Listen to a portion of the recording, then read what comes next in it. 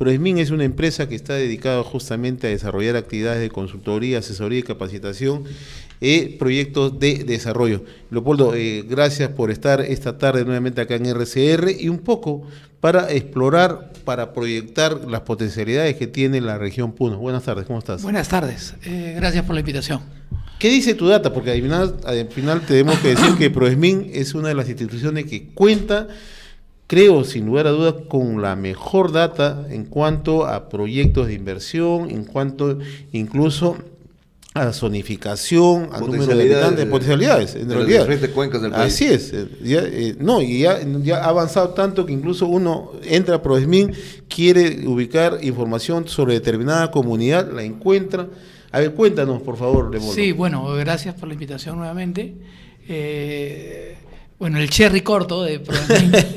Pero vale porque en realidad cuentan ustedes con todo ello, ¿no? Sí, Proesmin en los últimos 18 años desarrolló este sistema de información que permite tener los elementos de juicio para determinar qué potencialidades y qué vocación territorial tiene cada sitio del Perú.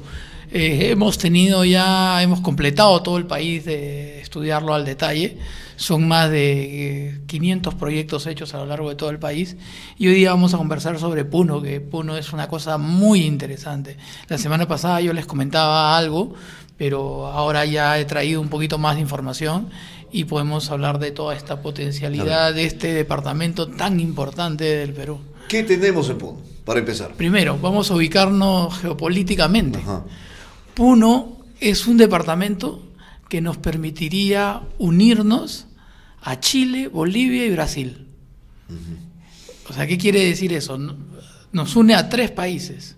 No es que sean colindantes exactamente con Brasil y con Chile, pero al colgarnos de la interoceánica ya estaríamos en Brasil pasando por Madre de Dios. Claro. Y al colgarnos de Arequipa o Tacna ya estamos llegando a Chile con la carretera Arica.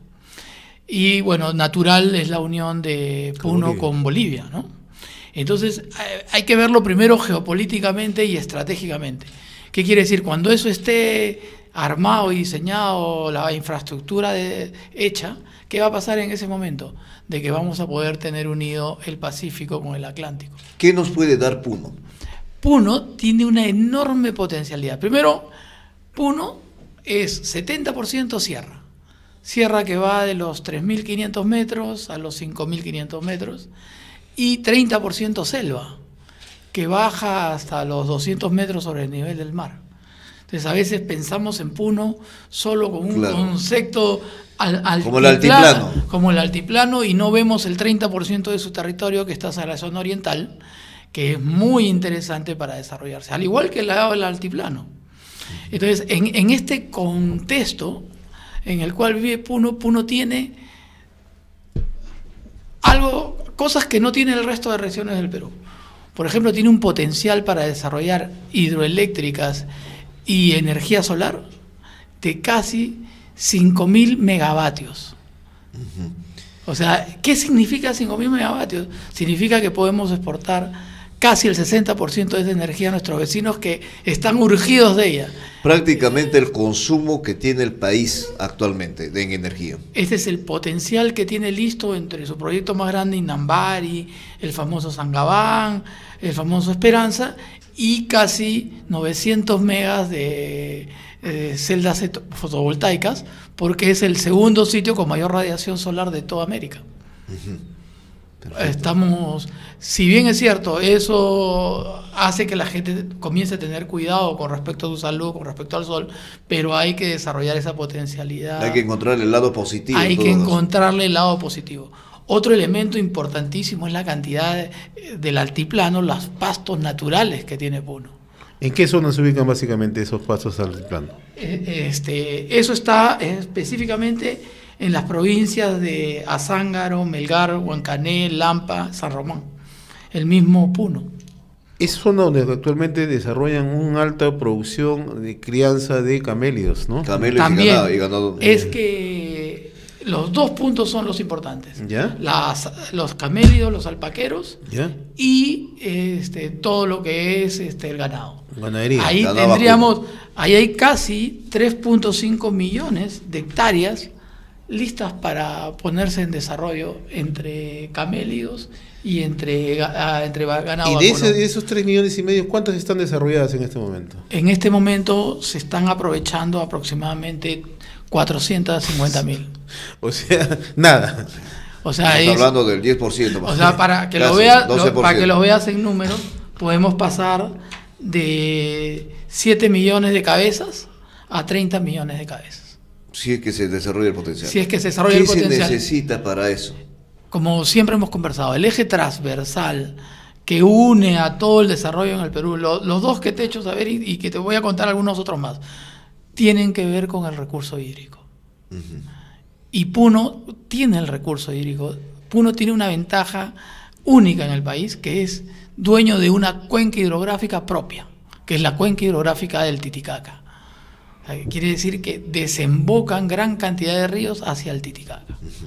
Y eso te da un manejo, así como ahí existe la cuenca No de la, depende de otras cuencas, de otros desarrollos en otras regiones, ¿no? depende, Ellos solitos. tienen una cuenca hidrográfica que le permitirá desarrollar, ¿no? Entonces, tú ves que discurre hacia la selva agua en abundancia, que van hacia las cuencas del Atlántico, y lo que discurre el altiplano se queda en Puno porque va a la cuenca del Titicaca. Claro. Entonces, eso es muy interesante. Seguramente muy poca. Tiene una reserva de agua natural que no está siendo utilizada. No de la forma como debería hacerse, ¿no? Entonces, ¿Cómo debería ser esa forma? Como siempre hemos conversado, primero el agua para las personas, el agua para el ser humano. Ajá. Hay un proyecto hoy día que hay que destrabar, pues la palabra está de moda. Claro. Hay un proyecto hoy día del gobierno regional con una empresa privada para trabajar el tratamiento de toda la zona de Puno y la zona de San Román, que es la zona de Juliaca, que es de las zonas más importantes del departamento, ¿no? Esto hay que expandirlo hacia la zona selva y hacia la zona intermedia, y hay que hacer toda una red de servicios de agua y desagüe en Puno para toda la región, ¿no? Se ha medido, hemos identificado la inversión que hay que hacer en eso, y más o menos entre público y privado estamos hablando de $600 millones. No nos asustemos con los números, porque cuando ustedes vean Claro.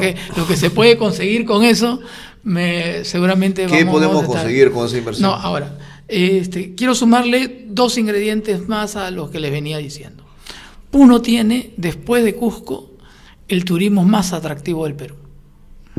Es un turismo vivencial, histórico, cultural, ecológico, de aventura y de folclore. Casi idéntico a lo que tiene Cusco, excepto que Cusco tiene pues Machu O sea, Picchu. el visitante que va a Cusco, por lo general, Debería en un 80% decantar en Puno, porque tiene estos 4 elementos, tiene 150 sitios de atracción, y el lago Titicaca por sí solo es un centro de atracción maravilloso. Los que hemos tenido oportunidad de conocer estos hoteles que están en medio del lago, sí, que son geniales, claro. Y que el turismo vivencial, que uno sale, hace su pesca de su trucha y se alimenta de eso, etc., etc. Ese es un elemento del turismo que hay que potenciar en Puno. ¿Qué significa potenciar hoteles, potenciar desarrollo, potenciar hacer carreteras? Eso es importantísimo. Entonces imagínate, de nuevo, vamos a la parte inicial de la conversación. Ese turismo asociado a este eje que une 3 países y une 5 departamentos del Perú, Puno se puede convertir en el centro de atracción de la gente que viene de Brasil, de Chile, de Bolivia y hasta de Argentina, porque ya está conectado. ahí volvemos, el tema de la mirada geopolítica, ¿no? La importancia que radica. Y la vocación territorial. ¿Qué más se suma ahí? A ver, otro par de cosas sumamente importantes. Primero, el tema de agro en Puno. Así es. Entonces, como Puno, como en el primer momento conversábamos sobre los pisos altitudinales de Puno, que van de los 200 metros a los 5.500 metros, tenemos pues los pisos altitudinales para toda la gama de productos agrícolas, ¿no? Que van desde los que se siembran en selva, piña, cacao, café, etcétera, hasta legumbres, papas en la zona alta, ¿no? Entonces tenemos ahí pero este recurso agrícola no ha sido explotado de la mejor manera en Puno. Necesitamos, pasar a más o menos unas 700.000 hectáreas sembradas en los próximos 5 años, ¿no? Y para eso, de nuevo, el canal receptor es el tema agropecuario y todo el tema de represas, de canalización y de riego optimizado, porque desperdiciamos mucha agua en regar por gravedad. Entonces necesitamos tener un modelo de desarrollo de riego tecnificado. ¿Por qué? Porque el agua en el Perú es estacional, pues, como lo hemos comentado siempre. Y hay meses en donde nos falta el recurso y hay meses que nos sobra el recurso en abundancia. Entonces ahí hay que hacer un trabajo y eso es un elemento importantísimo que dejaría pues unas rentas maravillosas al país. Solo para irlo comparando, en Puno podemos tener la variedad de productos como Junín, con departamentos más ricos hablando en el tema agrícola. Ahora, hay otro tema importantísimo que es la seguridad alimentaria. Yeah. Y para eso hemos estudiado las zonas más pobres de Puno. Puno se divide 50% urbano, 50% rural. Y de los cuales la mayor pobreza está en el ámbito rural y es casi el 40% de la población que está en pobreza o extrema pobreza. Entonces ahí hay que incidir con la seguridad alimentaria, pero desde un punto de vista productivo. Yo creo que ya el país tiene que comenzar a dar los primeros pasos a dejar de ser asistencialista a hacer desarrollo productivo. Y para eso tenemos el programa con muy buenos resultados a nivel nacional, que es Sierra Productiva, que creo que hay que llevarlo a cabo masivamente en Puno y llegar a unas 300.000 personas de apoyo directo en los próximos 5 años, ¿no? Eso es en el tema agro. Entonces ya estás uniendo los grandes productos, las cadenas productivas importantes con los ejes viales integrados al desarrollo productivo de familia productiva con el programa Sierra Productiva, y eso hay que asociarlo con el tema forestal. Puno tiene una vocación forestal muy importante que ha sido poco analizada. Tenemos casi 1.5 millones de hectáreas listas para desarrollo forestal. Imagínense, todo Chile tiene 5 millones de hectáreas de desarrollo forestal. Puno tiene 1.5, o sea, la tercera parte. Claro. Chile exporta 6.000 millones en madera. Solo a la escala. Y madera certificada. Y madera certificada. No, todo lo que se hace de ahora en adelante, como se está planteando, tiene que tener trazabilidad y tiene que tener su certificación. Ya CERFOR, ya está la ley promulgada y hay que ir para adelante en ese tema. Eso no podemos descuidarlo. Eso va a ser nuestro sello de calidad futuro. Entonces, ahora, ya para cerrar todo este paquete de inversiones, que luego les voy a dar los números, tiene la minería. Y en la minería hay que ver el tema de informalidad como una oportunidad. Como ustedes saben, casi el 60% de la informalidad del oro está entre Puno y Madre de Dios.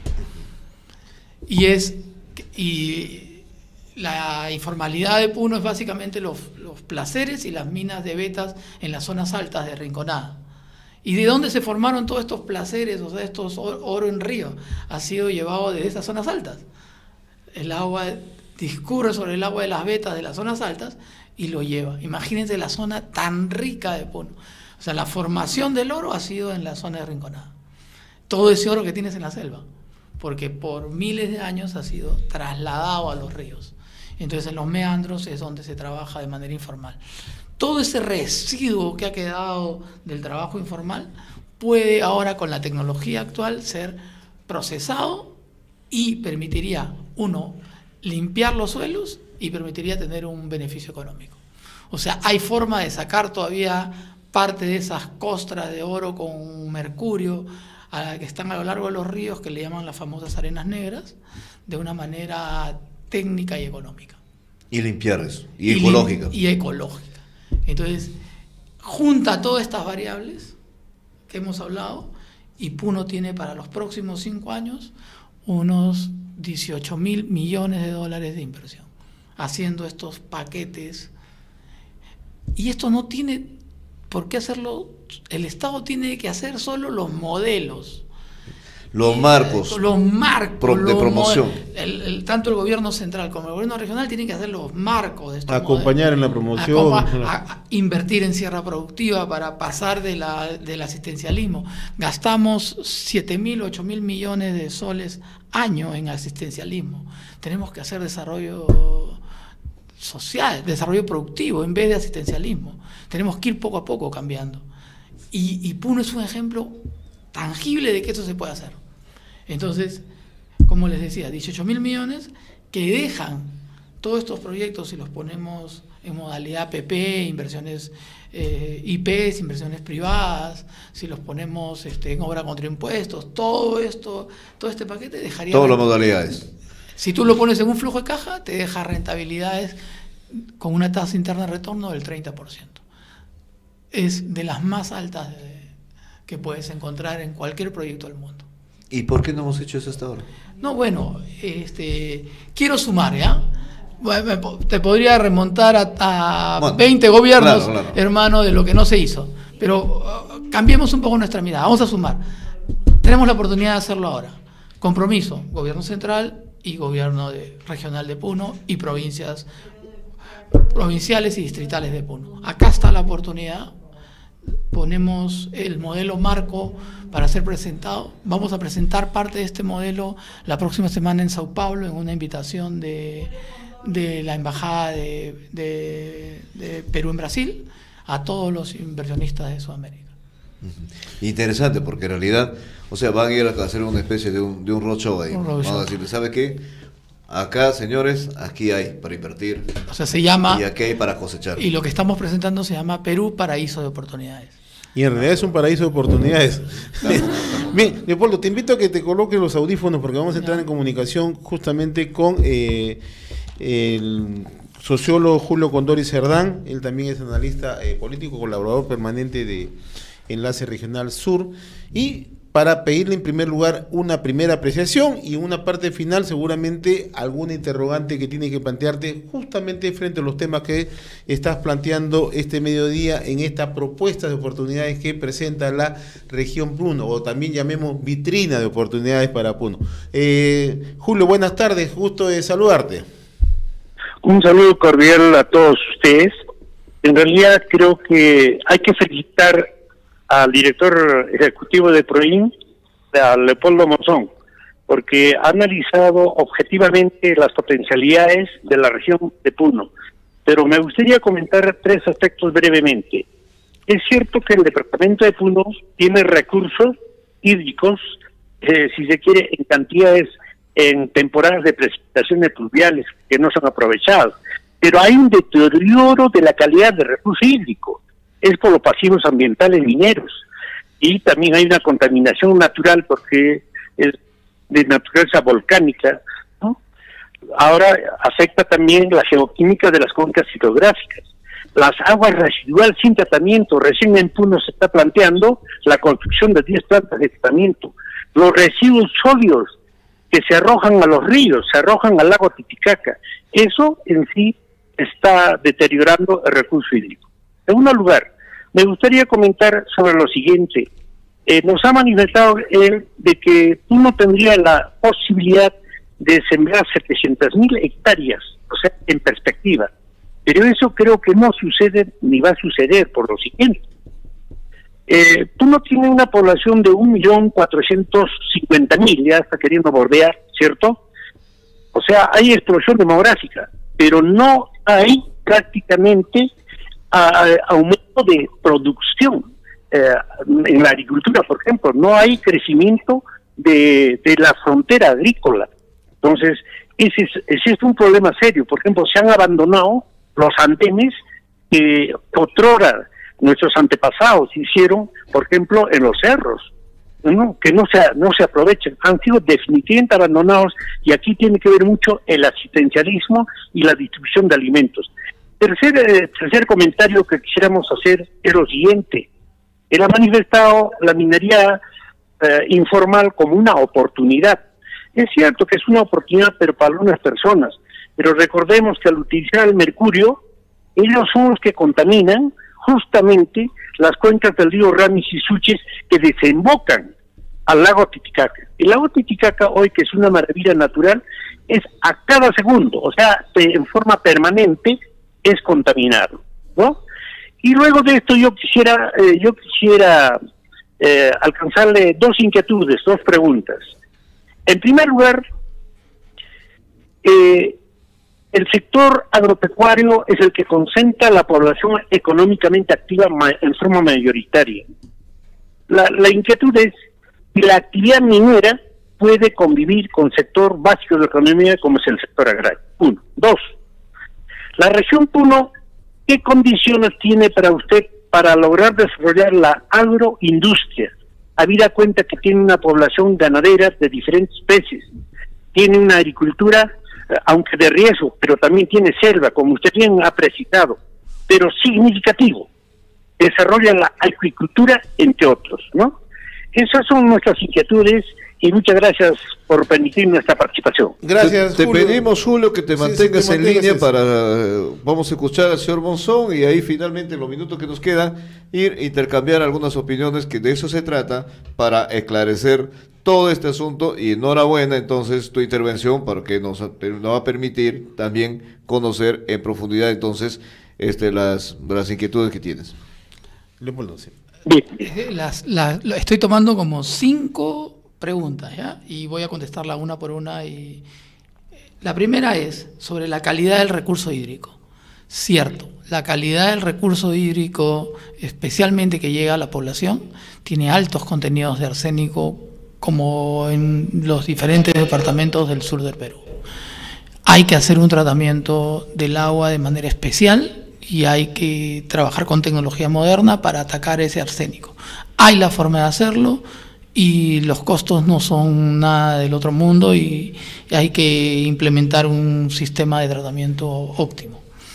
Segundo, es cierto, la población de Puno es casi 1,5 millones de personas y cuando estamos hablando de 700.000 hectáreas, estamos diciendo ese es el potencial, la vocación territorial del suelo. El que se pueda llegar a estos niveles de explotación depende de tener a la población entrenada para hacer esto. Y entonces esto amarra lo que hablábamos de no tener asistencialismo. Entonces la gente yo le doy toda la razón, la gente se está acostumbrando a recibir un stipendio por pensión 65 y está abandonando una fuente de empleo importante que es el territorio puneño. Entonces ahí yo creo que hay que dar una mirada diferente a las cosas.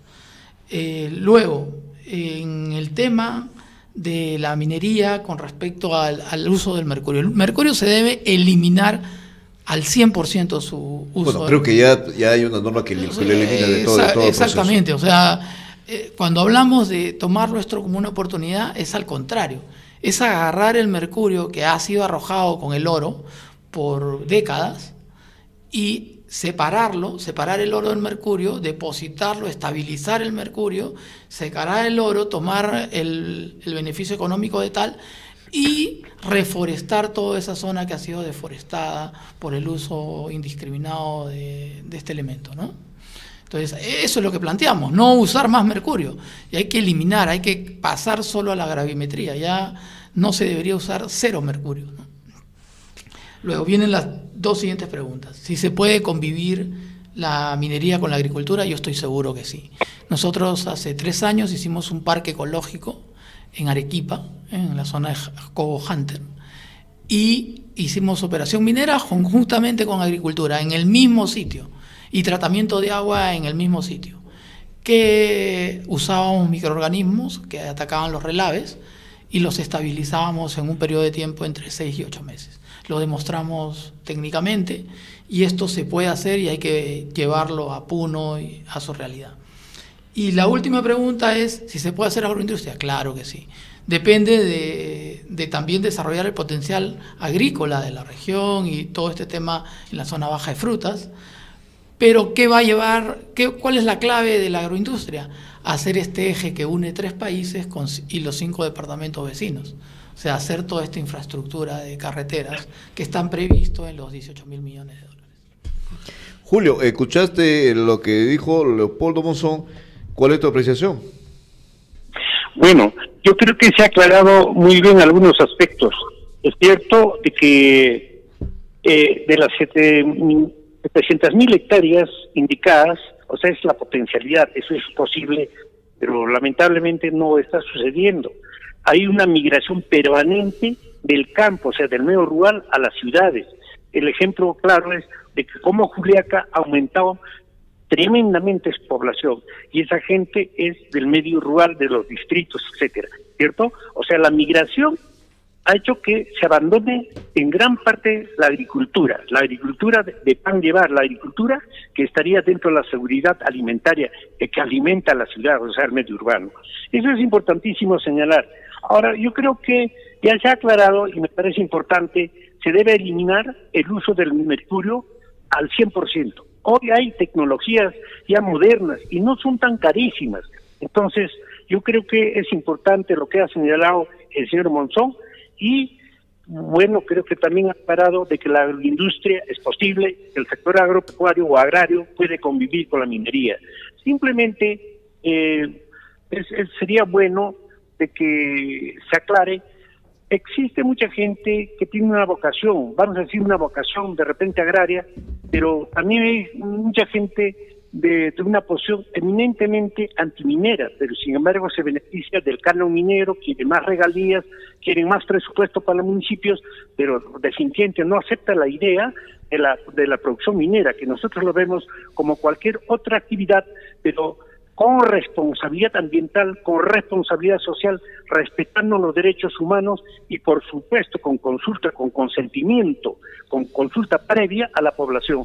Yo creo que son estos aspectos importantísimos que se está tocando, y vuelvo a reiterar mi felicitación y sostengo de que se ha aclarado los aspectos que nosotros habíamos planteado como inquietud. Bien, Julio, un abrazo a la distancia y gracias por esta participación. Leopoldo, nos quedan un par de minutos para tus conclusiones finales, por favor. Sí, bueno, conclusión, el departamento de Puno es, yo creo que a la par de los 24 departamentos del país, a pesar de que es considerado uno de los más pobres, es uno de los que tiene mayor potencial de desarrollo para los próximos años. Yo creo que es el momento que el gobierno central con las autoridades elegidas en la región se pongan de acuerdo y vean una perspectiva de Puno hacia el futuro.